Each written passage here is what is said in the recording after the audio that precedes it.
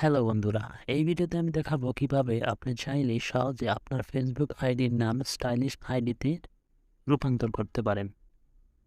আমি যদি আমার ফেসবুক আইডিতে প্রবেশ করি এবং আমার প্রোফাইলে যাই, তাহলে দেখতে পাবো এখানে সাধারণ নাম দেওয়া আছে। আমি চাইলেই সহজে এটিকে স্টাইলিশ নামে রূপান্তর করতে পারি। এর জন্য আমার দুটি জিনিসের দরকার হবে, একটি হলো ভিপিএন এবং সিম্বল। ভিপিএনের জন্য আপনাকে যেতে হবে গুগল প্লে স্টোরে। গুগল প্লে স্টোরে যাওয়ার পর সার্চ বক্সে লিখবেন পাওয়ার ভিপিএন। পাওয়ার ভিপিএন লিখে সার্চ দিলে এরকম একটা ভিপিএন আসবে, এটিকে ইনস্টল করে নেবেন। আমার ইনস্টল করা আছে, তাই আমি ওপেন করছি। আপনাদের ইনস্টল করা হয়ে গেলে এটি ওপেন করে নেবেন।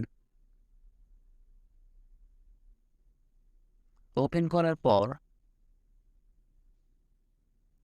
রিজিয়ন যে অপশন আছে সেখানে ক্লিক করবেন।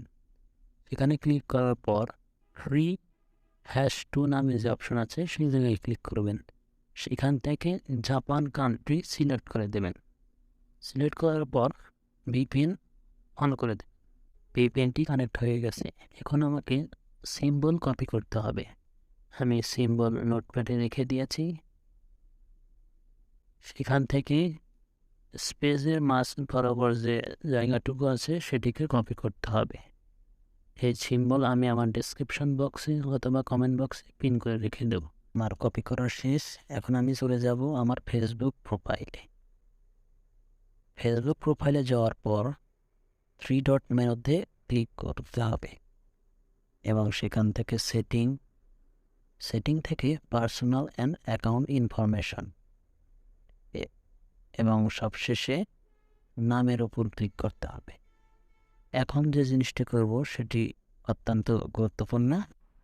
নাম দেওয়ার সময় সবগুলো অক্ষর ক্যাপিটাল লেটার দিতে হবে। যেমন আমি প্রথমে আমার নামের জন্য এম, তারপর সেই স্পেস, এরপর আবারও স্পেস, আবারও স্পেস,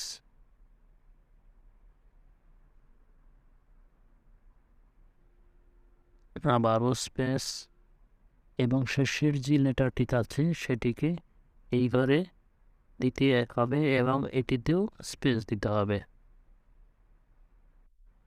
শেষের যে সিম্বলটি আছে সেটিকে কপি করতে হবে। আমি এটিকে কপি করে নিচ্ছি।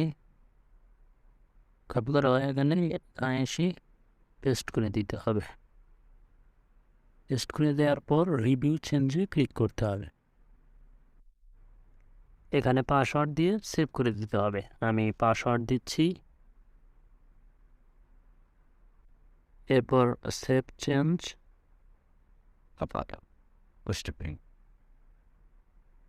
এবার আমার নাম স্টাইলিশ হয়ে গেছে। এখন যদি আমি প্রোফাইলে যাই এবং রিফ্রেশ করি, তাহলে দেখতে পাবো আমাদের প্রোফাইলের নাম হয়ে গেছে। এভাবেই আপনারা চাইলে যে কোনো আইডিতে স্টাইলিশ নাম দিতে পারবেন। ভিডিওটি ভালো লাগলে অবশ্যই সাবস্ক্রাইব করে পাশে থাকবেন। ধন্যবাদ।